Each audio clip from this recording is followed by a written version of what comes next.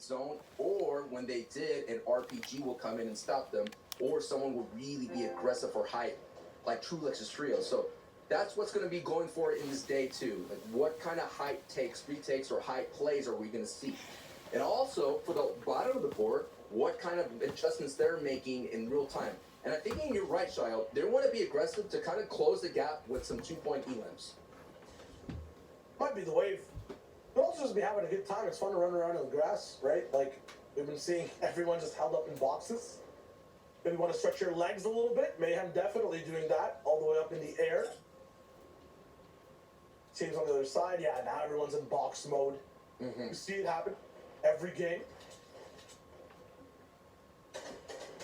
There's a snap straight. It's not obviously nasty on your screen right now.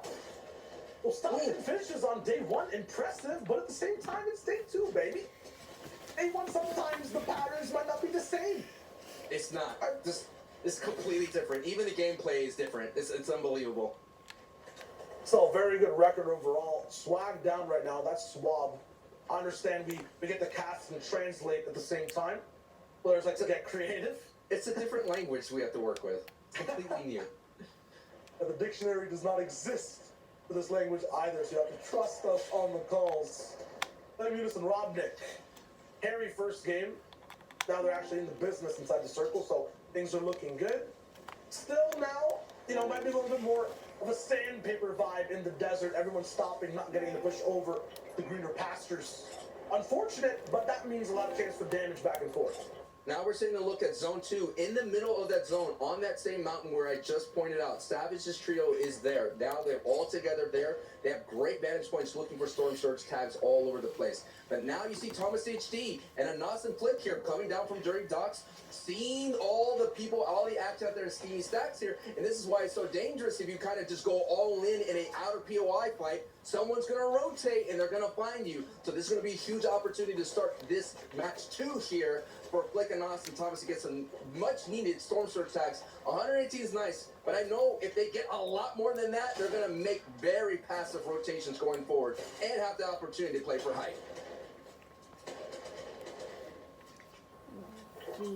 Might have to get some water for Flick as well. I think this man might be dehydrated waiting all the way over for that late game. Look at the loadout. It's fully close range. It's fully meant for those box dives and rotations and fights towards that end game circle. But if we're looking at patterns, one of these guys is going to go down. It'll be a duel game, possibly. And that'll be trouble if it is Flick, because that golden loadout looks amazing. Trader, Wishiwashi, and Rax. First time looking in at big FNCS finals performances. They've had some of those creative fights we've seen so far, some really good ways to rotate around as well. Their damage threshold looks really good too. Yep, Scram and Chaptix ended up fighting as well. And we can obviously see which way that fight went. It's just simple, man. It's like I mentioned, all great minds think alike. All these players, they kind of rotate the same way. There's valuable rotations. There's efficient rotations. They know exactly where every piece of rock, where every piece of tree is that they could farm, reform.